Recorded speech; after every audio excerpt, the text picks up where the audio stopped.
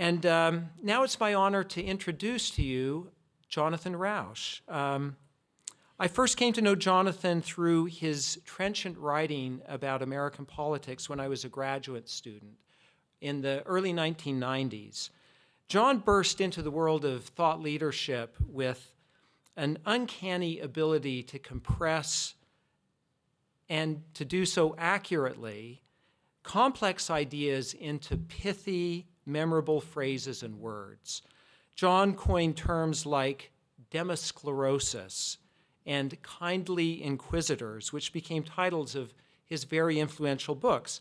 Demosclerosis, for example, describes the way in which entrenched interest groups, not through malice or conspiracy, but through ordinary processes inherent in our system, impede government responsiveness and reform, analogizing this process to arteriosclerosis in the human body, where arteries clog and restrict blood over time.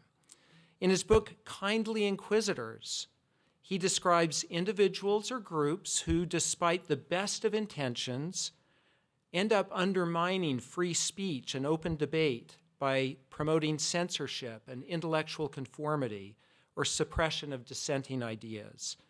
Topics, by the way, which are elaborated on in his magisterial 2021 book, The Constitution of Knowledge. John is a prolific and award-winning contributor to outlets such as The Atlantic, the National Journal, the New York Times Magazine, the Wall Street Journal, and now Deseret Magazine, models for me what is best in long-form journalism. He joins together his careful listening and keen observation with a deep appreciation for ideas and theory. The result are poignant and memorable descriptions and explanations based on evidence and empiricism. His expository writing and advocacy spans topics as technical as public finance, the psychology of introversion, to hot-button social issues such as same-sex marriage and DEI. When I was editor of Deseret News, I came to know John personally as we worked together on how to understand, share, and amplify the singular accomplishment of what's known as the Utah Compromise of 2015, which you'll hear more about tonight. When I had the honor of finally meeting John, I knew that I'd find in him analytical genius.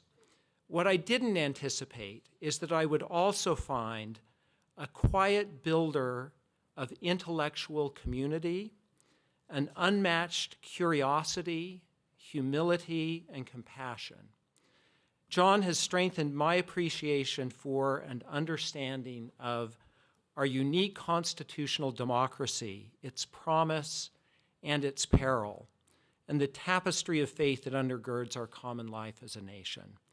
Tonight, we have the privilege of learning from John himself the key elements of his book, Cross Purposes, Christianity's Broken Bargain with Democracy. Please join me in providing a warm BYU welcome to Jonathan Rauch.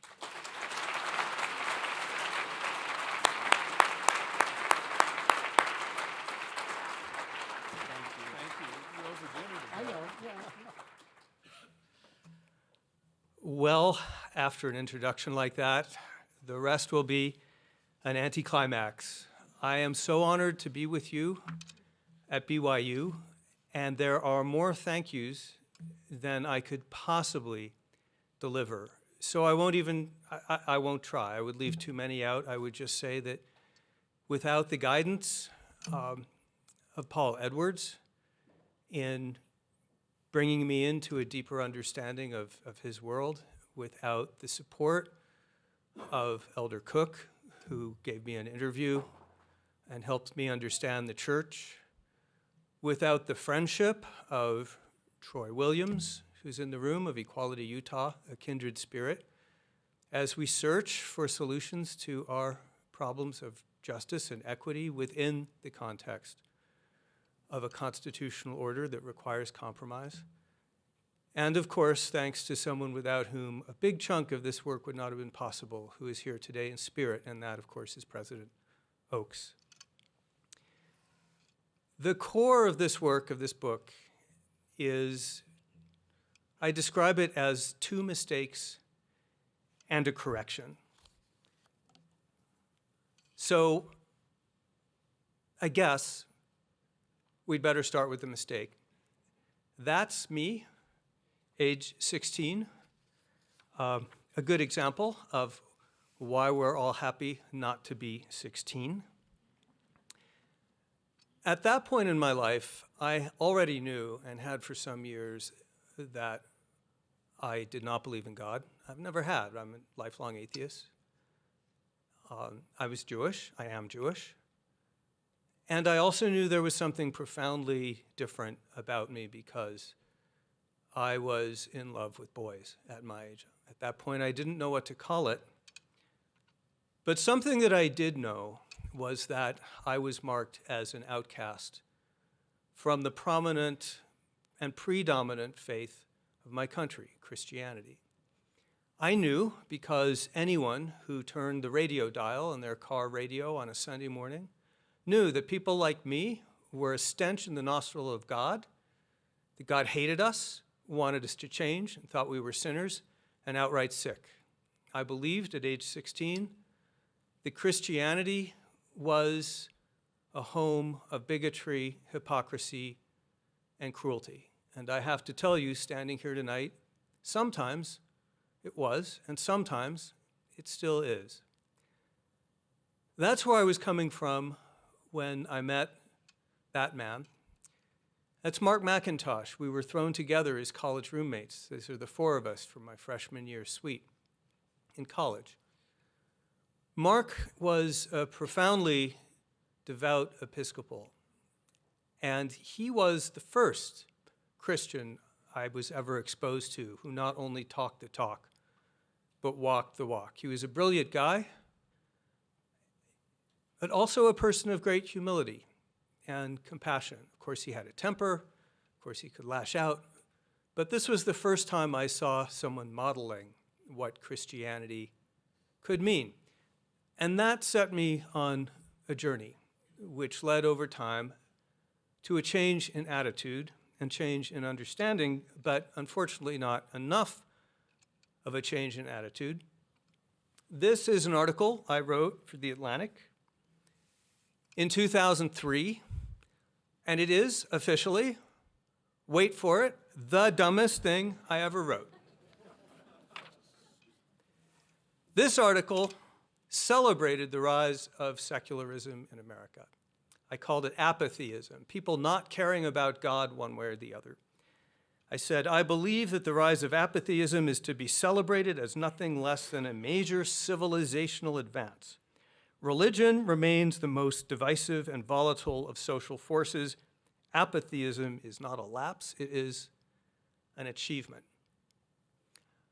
Now, the context is in 2015, I wrote in The Atlantic that Donald Trump would never be president.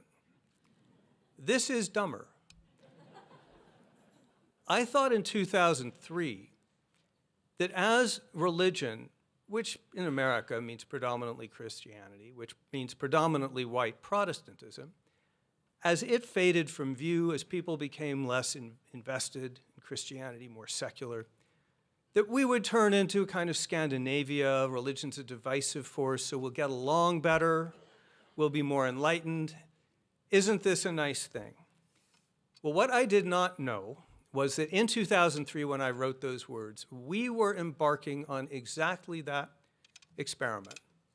For the last 20 years, and folks, this is a recent phenomenon. This is all in the last 15 or 20 years. We've been embarking in America on an unprecedented wave of secularization and a collapse or near collapse of Christianity as we've known it. So in this chart, you see the number of adults, it's the red line, never attending religious services. This is overwhelmingly Christianity we're talking about, of course. That number grows from 44 million to 85 million, 40 million people over the course here of only 14 years. That's more people leaving religion than entered during all three of the Great Awakenings.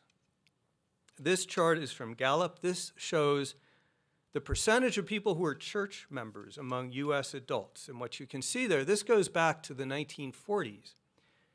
And you see right through the end of the 20th century, this number is more or less stable. It declines a little bit, but not very much. It hovers around 70% of the population. And that's why when I was growing up as a kid, it was routine to ask people when you met them, not what job do you have, what school did you go to, where are you from?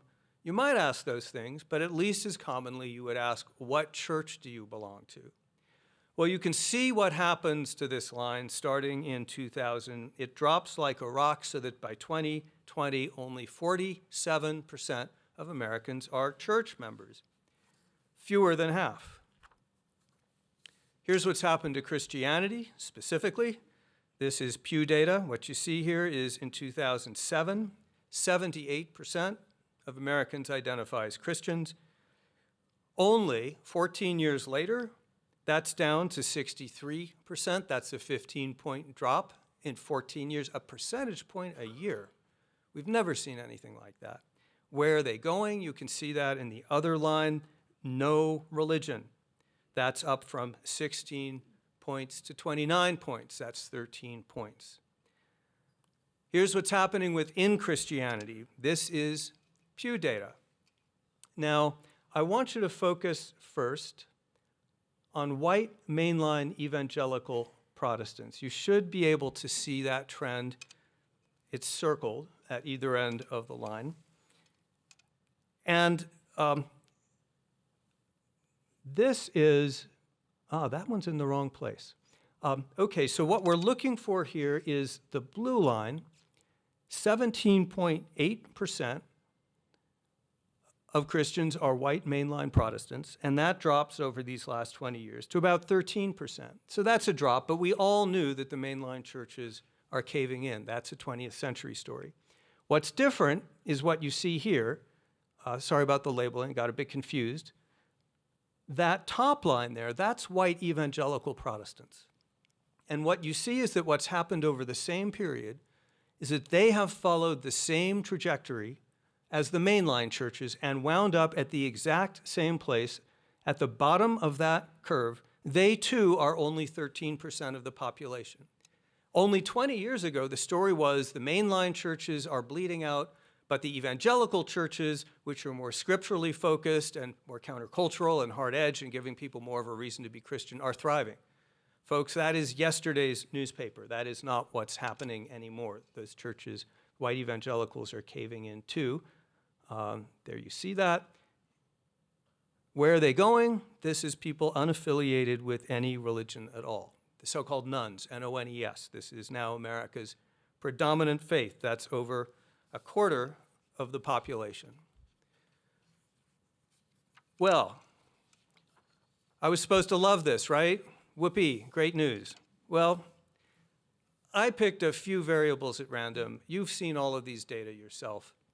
I am the first to agree that what I'm about to show you, a lot of things happened at the same time. This is not all about the decline of religion. You had the coming of cell phones, and you had, overparenting and social media and all the things people talk about.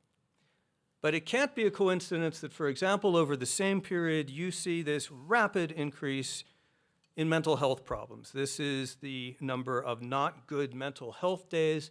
And you can see there that top line, the red line, that's people 18 to 25. Look at that spike. Here's Surgeon General's report, 2023, epidemic of loneliness and isolation. Here's what was going on at exactly the same period that we saw the collapse of Christianity. Social isolation up, social engagement with friends down, way down, social engagement with others down, companionship down. I pulled those at random. There's just pages of that stuff. And it's dangerous. It's really bad for you. The Surgeon General says lacking social connection is as dangerous as smoking up to 15 cigarettes a day. And here's something else I didn't anticipate, setting aside health, mental health, and everything else. Another development in that same period is this. This is what political scientists call affective polarization. We've always been a society that's been divided on policy, taxes too high, too low, government too big, too small, foreign policy, intervene, don't, all that stuff, abortion, whatever. This is different. This is the percentage of people who hate and fear the other side. That's not about issues.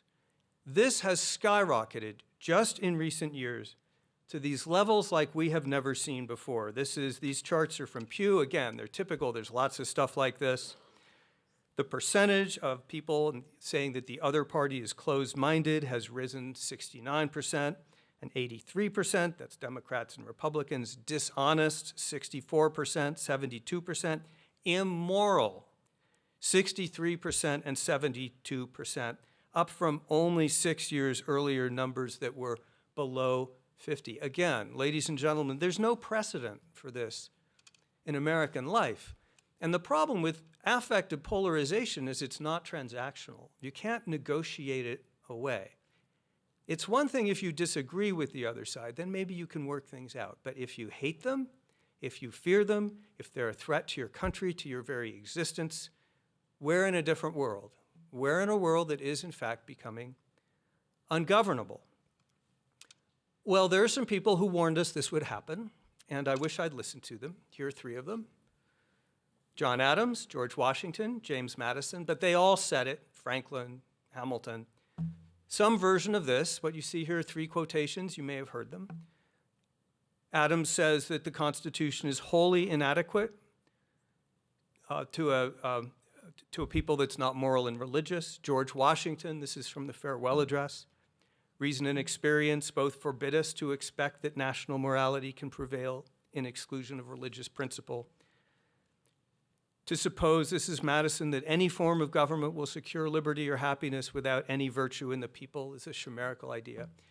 What the founders were telling us here is not that this is a Christian nation per se, or that you have to believe in Jesus Christ or any other religion to be a good American. They're making a more subtle point about liberalism, our form of government. Liberalism, the idea that people are created free and equal, gives us the Constitution, which gives us a process for compromising and working things out and dividing power. But the founders understood that those principles are not self-sustaining. They rely on an underlying substrate of what they called Republican virtue, virtues like honesty, civility, forbearance, law-abidingness. And they told us those need to come from civil society. That means, for example, family, it means social groups, and it means religion. They expected that religion in America would do a large share of the job of socializing us into the institutions that they gave us to maintain. And they assumed that that would happen. And there's an even deeper reason, I would argue, perhaps even deeper than that, why there have been these consequences of the collapse of Christianity. I happened to come across this. This is just from December. This is something, I just thought this was such a beautiful statement by former German Chancellor Angela Merkel, who's asking the core question about liberalism. Because freedom is something rather difficult, because then all of a sudden you have to decide yourself. I'm not only free of something, I'm free for something, free to do something good for society. And my experience is that makes you happy. Our liberal democracy can make us free from tyranny, oppression, but it can't tell us what we're free for. What's our purpose on this planet? Are we more than just a passing clump of cells? And most people and most societies need an answer to that question. And what I didn't understand in 2003 was that in the absence of the great church teachings and the communal worship, the prayerfulness, and the shaping of attitudes and souls that go with that, in the absence of that, we would see the rise of substitute religions. There's a wonderful book about this. called Strange Rites by Isabella Tara Burton. It's everything from, Wicca, witchcraft, to soul cycle, DIY religions, but they're non-institutional. They don't have storied histories of theologies and deep moralities and all the traditions that go with that. And then you've also got political movements that have taken on some of the roles of religion. Wokeness, as John McWhorter is one of them. QAnon, I would argue, is another. MAGA has aspects of an idolatrous religion. These things, they have their place, but they are no substitute for the great religious traditions, which date back hundreds and thousands of years and are deeply rooted in evolved theologies. Now, one of the things the book covers, which I won't cover in any detail, is a little bit of defensive action, because there's a whole crew in America right now, they're called post-liberals and integralists and other things, that look at the situation and say, I'm to blame. You secular people have created a kind of tyrannical, all-consuming, individualistic, consumeristic, anti-family, anti-faith, anti-tradition form of liberalism, which makes it impossible to be a good Christian or a good religious person in our society. I agree that we in liberal America, consumerist America, have made it difficult to be a Christian. I would submit it has never been easy to be a Christian. I would submit that there's evidence in the Christian Bible that it was not all that easy for Jesus Christ to be a Christian. And I like to quote our friend Ben, who says, when religion is good, I conceive it will support itself. And when it does not support itself, and God does not take care to support it, so that its professors are obliged to call for help of the civil power, 'tis a sign I apprehend of its being a bad religion. The message from my book is, yes, Christianity faces challenges, but if we're going to have an honest conversation about the de-churching of America, it would be helpful to start by Christians looking in the mirror.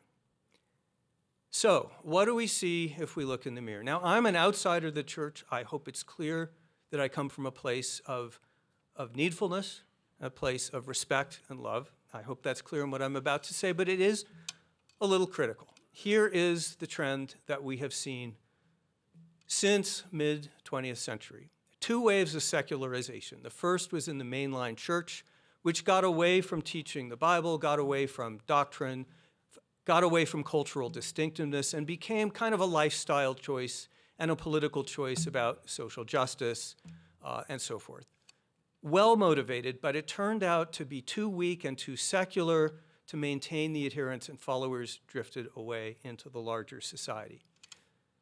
But then you had a second wave, and this is the wave that has really hit the white Protestant churches, especially evangelical churches. I should say that in what follows, I'm not addressing Catholics. I am addressing white Protestant evangelicalism. You hunt where the ducks are, that's where the crisis is right now. What's happened there is a particular form of secularization, which is politicization.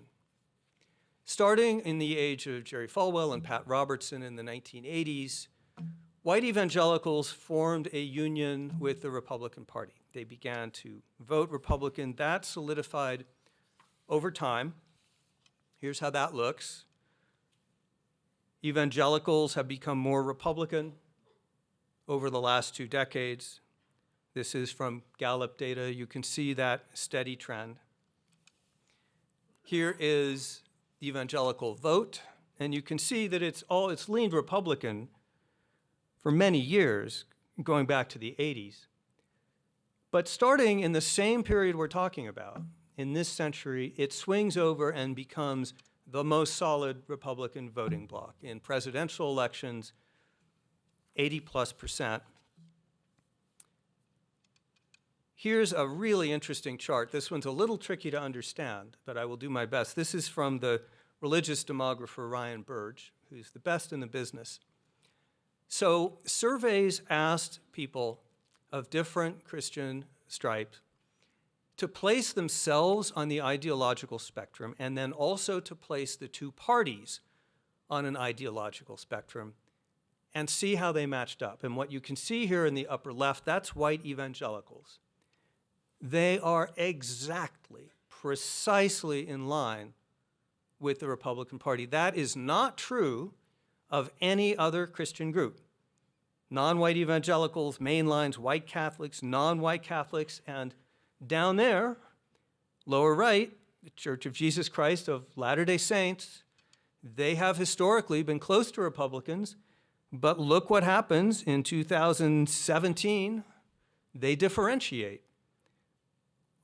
I wonder what happened in 2016, 2017? So white evangelicals stand out, and it's reached the point where Ryan Burge tells us evangelicalism used to be a term that denoted a certain adherence to a specific theology and active engagement in a Protestant community. Now evangelicalism just means I am a conservative Republican. It's become little more than a cultural marker and has little to do with any type of religious devotion to the teachings of Jesus Christ. So white evangelicals made a bargain in the 80s, 90s, but especially recently. They made a gamble that they could influence and unite with the Republican Party without the church being equivalently influenced by partisan politics. And it turns out that they were wrong about that. Over the same period when the church has politicized, it has shrunk. We've seen that happen. A lot of people who are there for non-political reasons, who want to hear the gospel preached, have been drifting away. And something else has happened. Others have entered the church, not for the message of Jesus Christ, but because it's become part of the partisan conservative brand. Labeling evangelical is something that denotes who you are. This is particularly interesting data from Ryan Burge. This is the percentage of non-church-going evangelicals. They identify as evangelicals, but they don't show up. This gives you some idea of the increase, the filtering into the church. It's changing composition into a less godly type of follower. You can see this goes from 5% in 2008 to about an eighth of churchgoers today. And you can see how that trend line is growing. So we've seen a change in the composition of the church. We have also seen a change in the attitudes of the church. Here is a poll result you may all have seen. This is super famous. This is from Public Religion Research Institute. In 2011, what this shows is Christians of different denominations were asked if an elected official who commits an immoral act in their personal life can still behave ethically and fulfill their duties in their public and professional life. This is a little tricky because the answer and the question don't match in terms of whether they're stated negatively or positively. But what this shows is that in 2011, white evangelicals were the Christians in America who were most likely to say that character is important in an elected official. Only 5 years later, in 2016, they were the Christians who were least likely to say that character matters in an elected official. Again, what happened in 2016? But here's one that we really should think about potentially even more. I call it the Church of Fear. This is the percentage of people of different religions saying that their religion is under attack in America. And you see that two lines in this chart stand out. Now, this is taken in 2023. 2/3 of Jews think their religion is under attack. You may agree with me that in 2023, with what was going on in campuses and elsewhere, Jews had some reason to answer yes to that question.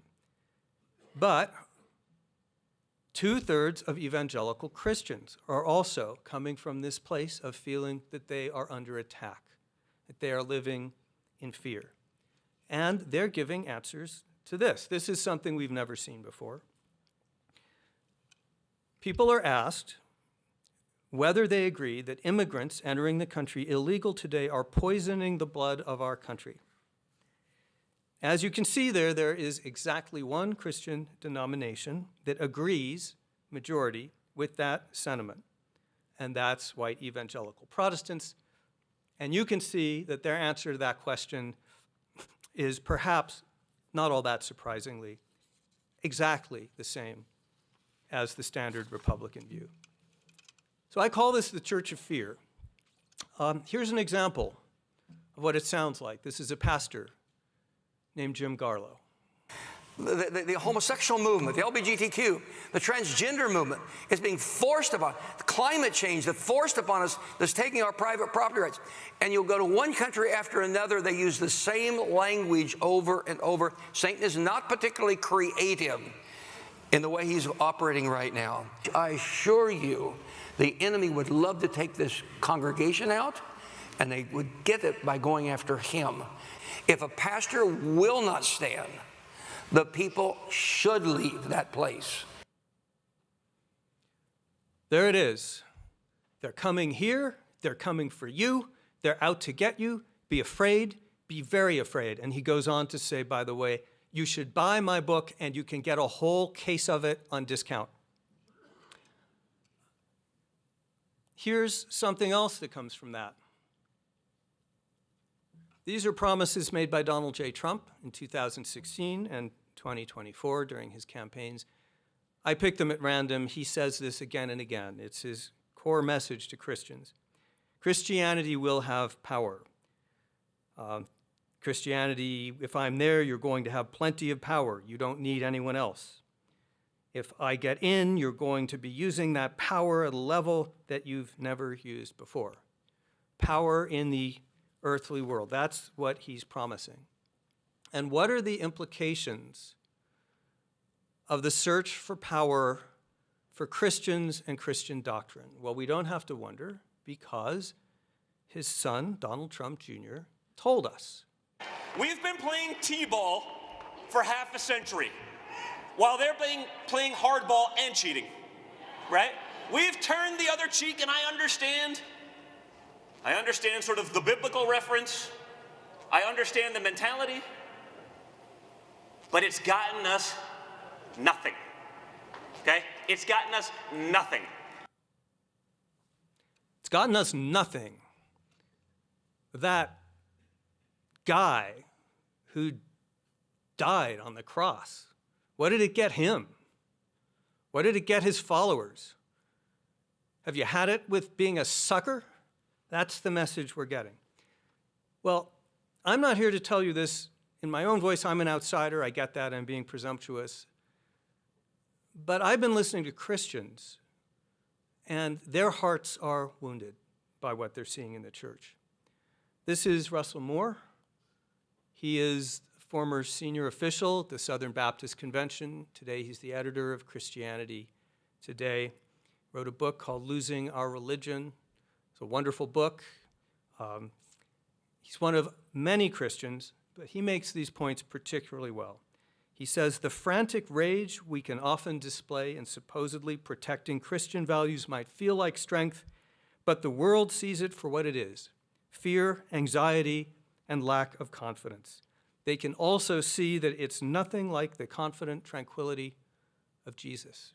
He goes on to say, that sense of paralyzing fear can also fuel the loss of the next generation. If the only choices we offer are secularization and paganization, we shouldn't be surprised that they choose one or the other. If the only choices we offer are secularization and paganization, we shouldn't be surprised that they choose one or the other. This is causing not just the diminishment of the church, its witness, and the decline in its membership. It's causing pastoral burnouts. The people who like this the least are the pastors. The first wave of politicization came from the pastorate, from big public leaders like Falwell and Robertson. This wave is very different. Pastors are going to church and discovering, parishioners are watching, as pastors say, we get them for an hour a week if we're lucky. Cable news gets them for 12 hours. The parishioners are bringing to that church and saying, our way of life is in danger. We can't afford to lose the battle for our culture. Our church needs to get into the culture war. We need to fight, fight, fight. A pastor I talked to called this a battlefield mindset, and this is one of the results of this. This is a poll of pastors conducted a couple of years ago. 42% had given real serious consideration to quitting full-time ministry the last year. Here's the reasons that they gave. Being a pastor is a hard job, so the first two reasons are things like the immense stress of the job, and I feel lonely and isolated. But there's number three. Oops, the third from the top there, current political divisions. When I talk to pastors, they want to be preaching the gospel of Jesus Christ. But they dial into their email Monday morning, and it's an inbox full of emails saying, what is this turn the other cheek garbage? Very discouraging.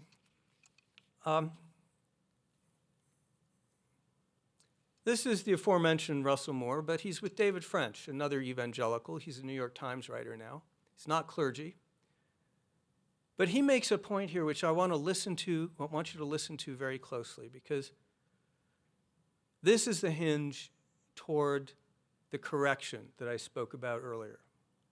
The fruit of the Spirit are not just tactics to be deployed to win people over. They're the markers of who we are, okay?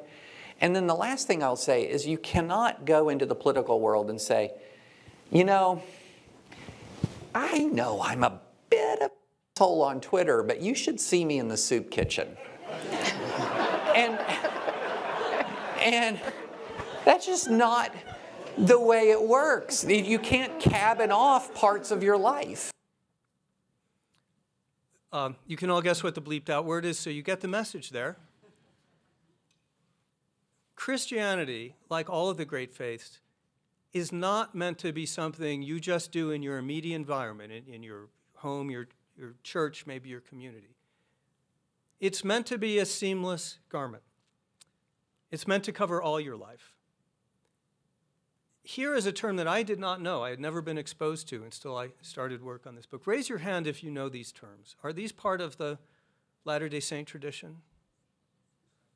Discipleship is spiritual formation, not so much. In the evangelical world, these basically mean the same thing. And they mean forming your life and your character in word and deed in the image of Jesus Christ. Discipleship in Jesus Christ. So here's another breakthrough moment for me. This is something that's said by John Ward. He's a journalist. He was an evangelical. He recently converted to Catholicism. Author of a wonderful book. I can't recommend it too highly. Testimony Inside the Evangelical Movement That Failed a Generation. And here's something he said in a podcast. One of the conclusions I've come to in writing the book that I've finished recently is just that a lot of evangelical churches do a pretty good job of discipling their members in private virtue or private character within the family. Yes, there have been scandals and leadership scandals and abuse scandals, but I think broadly evangelicals are virtuous people in their homes and in their local communities, but they have not been discipled in how to exercise public character. So that's interesting, right? So we have this concept of spiritual formation, but it hasn't been extended by Christians in today's America to the public realm. It's spiritual formation in your own life, but it hasn't developed a civic theology. A civic theology is a doctrine, a fully articulated doctrine of how Jesus would want us to behave, not just in our community, not just rebuilding the homes when the hurricane strikes, but how we behave, for example, on social media. How we comport ourselves in politics. Not the positions we ultimately take, but the way in which we address our fellow citizens in politics. There has been an immense gaping hole in Christianity for lack of a fully articulated civic theology. And in the absence of a civic theology of how Christians should address our common culture and politics, there has been the inrush of all these other forces we've seen, such as toxic polarization and partisanship. Meanwhile,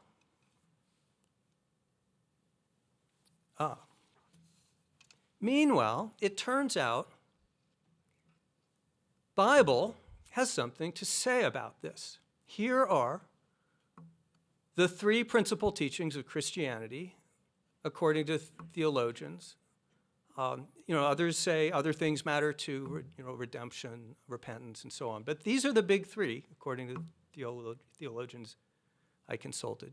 Number one, don't be afraid. The most frequent injunction in the Bible. Number two, be like Jesus. Imitate him. And number three, forgive each other.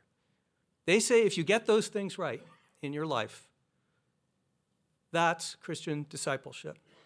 So I'm an outsider. I'm looking at those three things, and a light goes on. Where have I seen those kinds of virtues talked about before? And here's where. Those three virtues, don't be afraid, imitate Jesus, and forgive each other, map quite neatly on three of the core tenets of Madisonian constitutional liberalism, the things the founders told us we need to do to defend the system that they gave us. Don't be afraid maps on to be willing to share power. Do not view the next election as a fearful apocalypse. Understand you might lose an election, but maybe you win the one after that, and maybe in the meanwhile you actually get the opportunity to learn and improve. Welcome the uncertainty inherent in sharing a liberal republic. Imitate Jesus. Jesus is a radical egalitarian. He is concerned with the least of these. He consorts with the most downtrodden and marginalized. And he also preaches the equal and full dignity of every human being. Those are two core tenets of liberalism, as it comes down to us from John Locke, Immanuel Kant, all the way through John Rawls. The basic equality of all humans, and the fact that we treat every human being in liberalism as an end unto him or herself, never just as a means to an end. That's Immanuel Kant, same idea. Finally, forgive each other. There's an analog to that in Republican virtue, and that analog is forbearance. Sometimes you win an election. When you win an election, a good citizen does not say, we won, we're crushing the other side, we're going to drink their tears and rig the system so they can never come back. In victory, we say, we continue to share the country.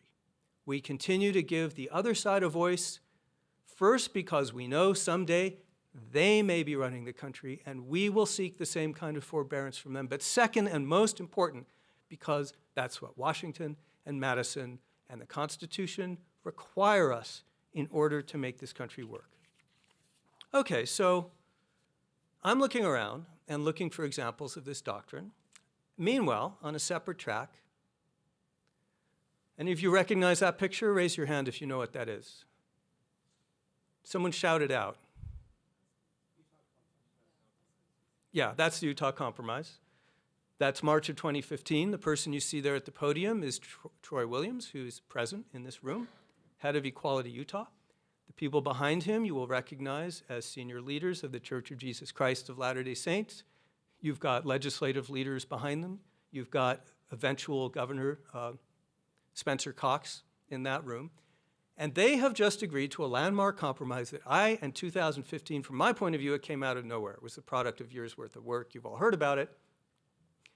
But this was a compromise which created anti-discrimination provisions for LGBT people in Utah, in exchange for carefully targeted exemptions for religious entities like the Church of Jesus Christ of Latter-day Saints. And Troy Williams will tell you that the effect of this compromise has been galvanizing in this state and creating a friendly culture for LGBT people, not just a legal change, but a friendly culture. I love this picture.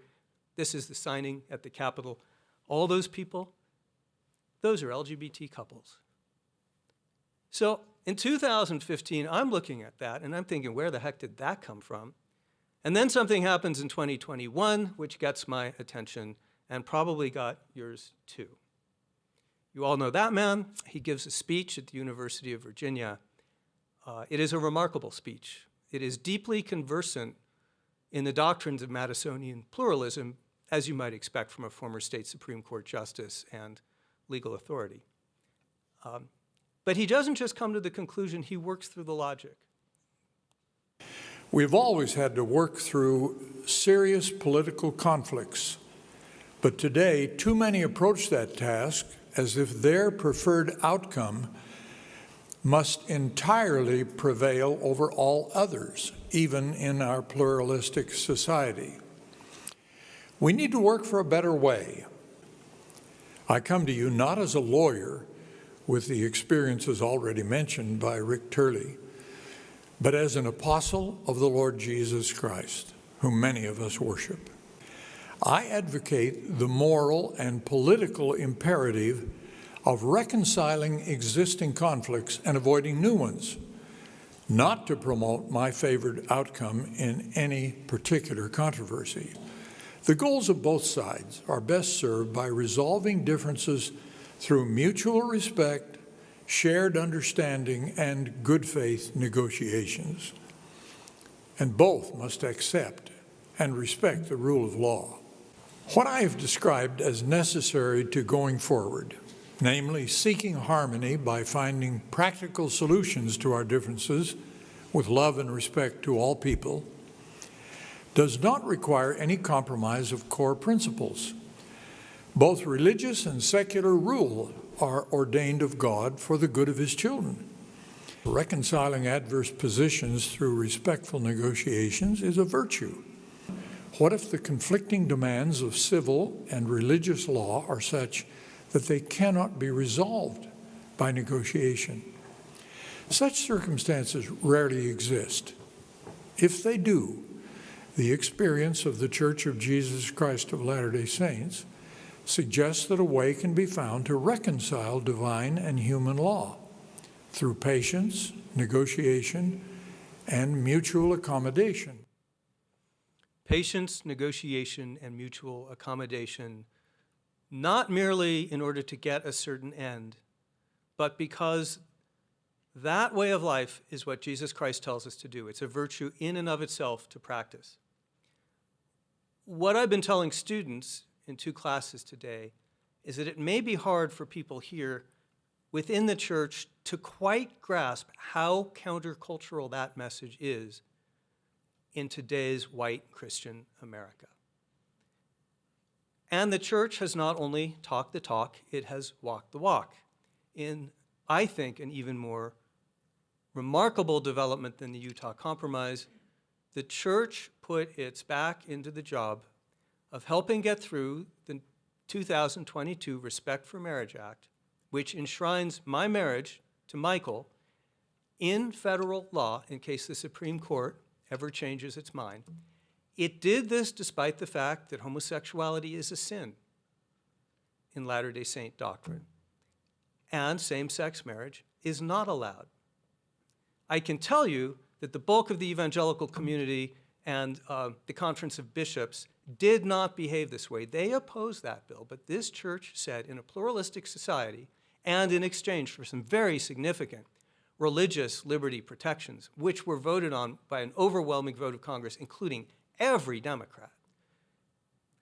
In doing that, the church set out a very different path, and it said, if we have the freedom internally to pursue our vision of what Jesus Christ wanted to do, it is incumbent on us to allow civil society to reach its own conclusions about the way other people behave. And it is our job as a church to work for Madisonian pluralism. If there's ever been a better and clearer statement of Madisonian pluralism, I have never heard it than the one you hear right here. And I mentioned civic theology. One of the reasons that I'm here is that in all of Christian America, I can only think of one church that has worked out an articulated civic theology of how Christians should address politics and the public world. And you heard it here yesterday from Elder Stevenson. It is this church, and it's not just the conclusion. It is a fully articulated chain of reasoning. Now, that's filling the civic spiritual formation gap. I am not here to say that other Christians have to become Latter-day Saints, that they have to use the same logic, the same theological assumptions, nothing like that. But I do believe that the Church of Jesus Christ of Latter-day Saints and the teaching of Dallin Oaks and President Nelson and others, I believe that that deserves the audience, the hearing of the country, not just the church. And I believe the theology behind it can inspire other Christians to begin filling the same gaps in their own theology, asking and answering the question of how would Jesus Christ want us to behave on social media. And fortunately, other Christians are beginning this work. There's a bunch of groups now. You know, this is small, it's budding, but they realize this gap is present. I can throw a few of them up here. This is Redeeming Babel. This is Curtis Chang's movement. Center for Christianity in Public Life, which was founded a couple of years ago by Michael Ware, recently wrote a wonderful book about how to integrate Christian teaching into our public life. The One America movement, this is Andrew Hanauer's movement. This is working with pastors to give them tools to depolarize their conversations and bring more Christ-like dialogues to their own churches, and maybe also help with the pastor's quitting problem. This is the After Party. This is David French and Russell Moore and also Curtis Chang. This is a curriculum for church small groups. It's where evangelicals do the bulk of their spiritual formation. This is, the Bible studies. And this is discipling them in a different way to talk about politics. It is not a political agenda. There's nothing in here that's partisan or about R's or D's or public policy. But it's about how do we talk to each other across these divides as Christians ought to do. Here's one I just found out about. I'm having lunch with this guy in a couple weeks. The Center for Christian Civics. I didn't even know about them. And there's more. All of these people are in the space where I think Christianity must go if it's to uphold the bargain that it implicitly made with our founders. I cannot do that work. Only Christians can do that work. But I do have something to say to secular liberals like me. I mentioned earlier that, yes, we have our share of the blame for this. For far too long, we took Christianity for granted. We assumed that the churches would always be there. We assumed that their role in public life was either inconsequential or negative. We assumed, as I did, that if Christianity would collapse, that nothing else would go wrong. Well, it turns out Christianity is still a load-bearing wall in our democracy. And it turns out that secular liberals like me need to do a better job of valuing and welcoming and cherishing our religious and especially Christian fellow citizens. And that means we need to go from Mark McIntosh to Mark and me. We need to do more introspection about have we really made people of faith feel welcome in our workplaces? The answer is often no. I've talked to Christians who say they kind of keep it on the down low. They wouldn't face discrimination, but people think they're weird if they talk about God. That's wrong. Why isn't faith the routine part of diversity and inclusion efforts? Making sure that people of faith feel welcome, identifying that as an institutional priority. Why aren't universities and employees surveying their employees of faith to ask them, are you comfortable here? Is there anything you need? It wouldn't kill secular atheists like me to accompany friends to church or, for that matter, mosque or synagogue. It wouldn't hurt us to show more curiosity to people of faith as a way of showing that we care about them and that we value their beliefs. We have a job to do too, but that is not mainly the message for this room. The message for this room is I hope I've made abundantly clear in conversations all through the day today in this talk, and also with senior leaders of the church who were kind enough to give me time yesterday. I believe that the discipleship that the Church of Jesus Christ of Latter-day Saints has embarked on has national civic implications. I believe that it deserves an audience outside of the church, not just inside the church. I believe the work that it is doing to articulate not just the conclusion, which is be peacemakers, but how you reach the conclusion, why that's what God wants. That theological element is crucial because that's instructing the world in what it actually means to be like Christ. That work you're doing is important. And I will say, as a secular person, if I can help spread the word, the gospel as it were, I will do my best. I have written a book for that purpose, and I hope I can elevate and magnify the work you're doing. And above all, I hope that you can continue that work. Dallin Oaks is not a young man, but he mustn't be alone.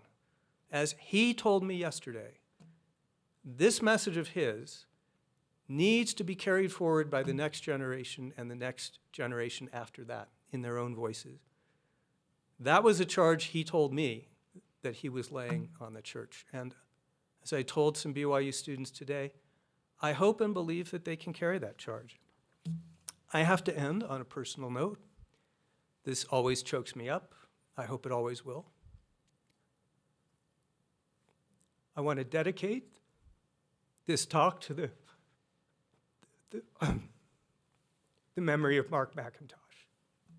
He got ALS, Lou Gehrig's disease, became completely paralyzed from the neck down. Fortunately, was able to speak and even continue writing, thanks to Dragon dictation software. This is a picture of him about 2 months, 3 months before he died. In memoriam. Thank you all for hearing me out.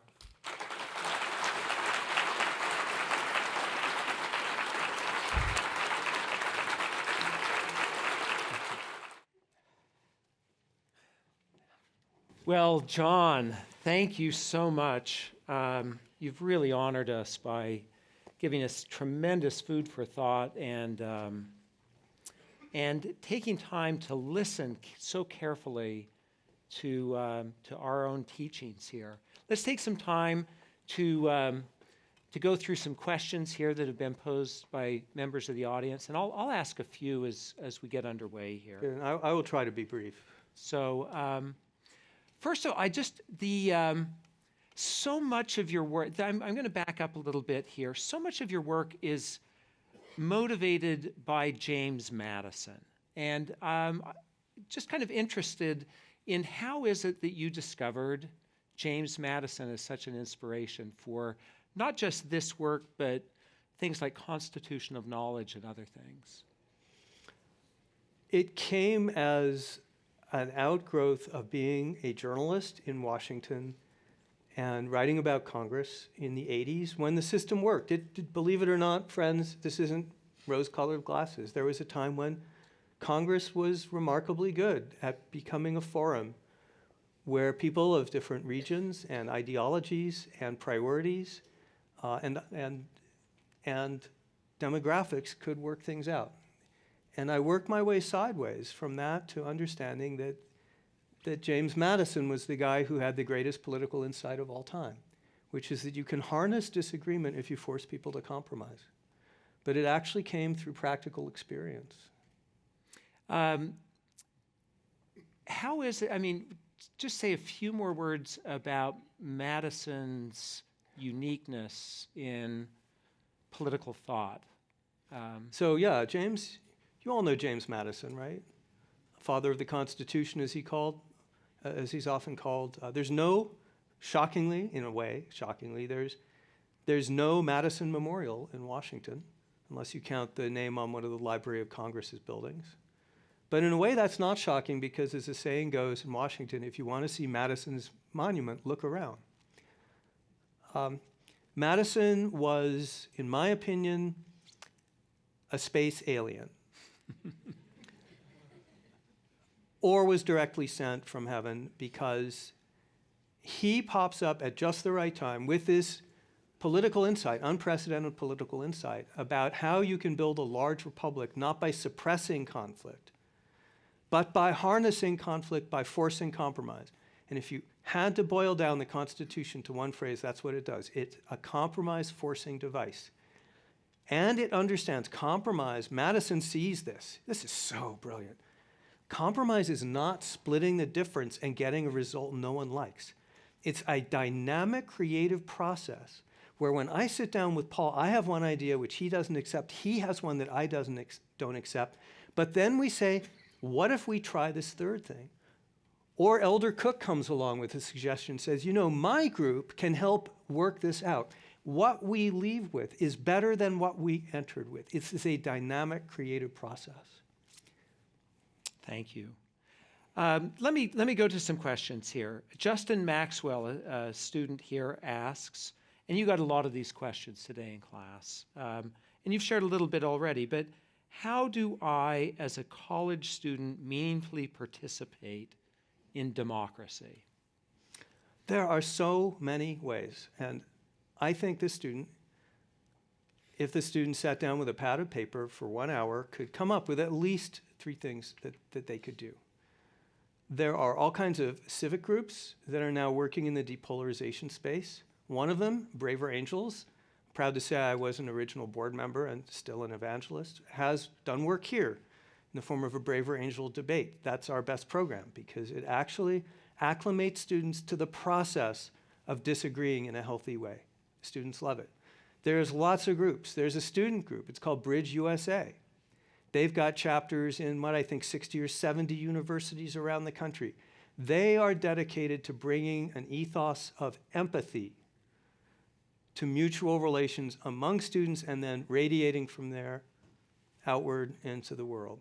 So there's lots of civic associations you can join. You can bring Braver Angels debates to campus. I think one of the most important things that people can do is in their personal lives, which is to model the values of Madisonian liberalism. And that is to approach the people you disagree with and ask them this question. This is scientifically proven, no kidding, folks, but this is the question to ask if you want to have a productive and joyful conversation with someone you disagree with. Try this in real life if you take one thing away. What is it about your life experience that led you to this opinion that you have? Once you come at people not with I disagree, but with tell me a story about yourself. You've translated the axes from arguing about facts to narrative to storytelling. That's our natural home as humans. And you've shown care and curiosity about the other person. Mm-hmm. And you will be amazed at how that can break down barriers. Here's another thing you can do if you're a Christian. How about imitate Jesus? I believe, so I understand that Christians are in a very challenging environment right now. There's all kinds of pressures, make it hard to imitate Jesus. But one of the things I've learned from listening to Christians like David French and Mark Laberton is that Christianity is at its best when it is an exilic faith. Now, you all know something about an exilic faith, and my people, the Jews, do as well. Christianity is not at its best when it holds or seeks power. It's at its best when it's orthogonal to the whole rest of the universe, when it's radically countercultural, setting a shining example of a different way to live. And you guys can do that. You must know Monica Guzman. Yes. She provides actually a really nice manual on how to even have these conversations. Yes. She wrote a wonderful book. I recommend it. It's called I Never Thought of It That Way. Yeah. Monica, we just learned, will be with us in May here on great. campus. Yeah. So we'll and she's a Braver Angels person as well. Yeah. I thought this was a very thoughtful question from Isaac Smith on the BYU faculty, it says here. You talk about disagreeing with your own 2003 article. What advice do you have for individuals wanting to get better at changing their own mind? Walk out into the world, in my case with a reporter's notepad, but in your case with your eyes and ears. Ask questions and learn. Just be curious. It's just really that simple. if you're not interested in correcting yourself, you're not interested in learning. Curiosity is, I've thought since kindergarten that one of my gifts, I saw this in myself early and I liked it, was curiosity. Just try to find out stuff that you don't already know. And at first, you'll resist the things that don't fit into your existing template. But over time, you'll begin to integrate these other ideas. You'll understand why you were wrong and how you can become more right.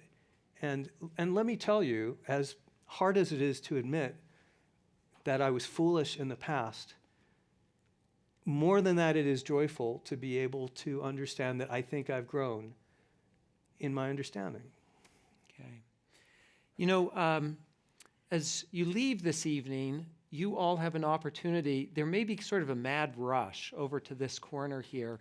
We have a copy of John's book for all of you here. We hope all of you. I'm just looking over the size of the crowd, and I'm thinking that someone back in that corner might miss out. But let us know if you end up not getting one as you leave. But they'll be available right out here. And as I mentioned before, we're going to have a little dessert reception as an opportunity to mingle and talk some more after this. We're going to finish up here, John. You've had now about 3 trips to Utah in the last 2 years, I think. I'm curious, that you've been here all week. It's a cold week. You've been indoors with a lot of good people. What have you learned this week that maybe you didn't know coming into I've learned that there is a certain amount of concern in this community and the Latter-day Saint community about the difficulty of having disagreement, and that people tend to back away from disagreement and rush toward consensus, and that people I talk to, these are both students and faculty, think that's something that they need to work on. And I found that interesting. It is a consensus culture in Latter-day Saint culture. And the fact that they're saying that and focusing on that, I think, is an interesting, maybe in some ways, hopeful sign. Something else I learned, this is more reinforced than learned because I saw it already 2 years ago, but something that I heard from both within the church. I also was fortunate to meet some very prominent politicians, underscore very, in the state. And they're all saying that defending the Utah way is getting harder every day. They're managing, they're coping, but they're saying running for office is much harder than it was even 5 years ago, that the vituperation that they're facing from the public is worse, that it's getting harder within the church to disciple people in the message that we're talking about today because of other cultural influences and demands from the grassroots to join the culture wars, that they're having to work harder at this all the time. And I do hear from some of them some notes of tiredness, of weariness, of, I don't really need to do this. I am worried that we are exhausting our capacity for democracy by anger and ridicule of our public servants in public life. And I hope that you in Utah can hold the line. I really do. If you can't, I don't know who can. Let's thank Jonathan Rauch. Thank you. Thanks for coming.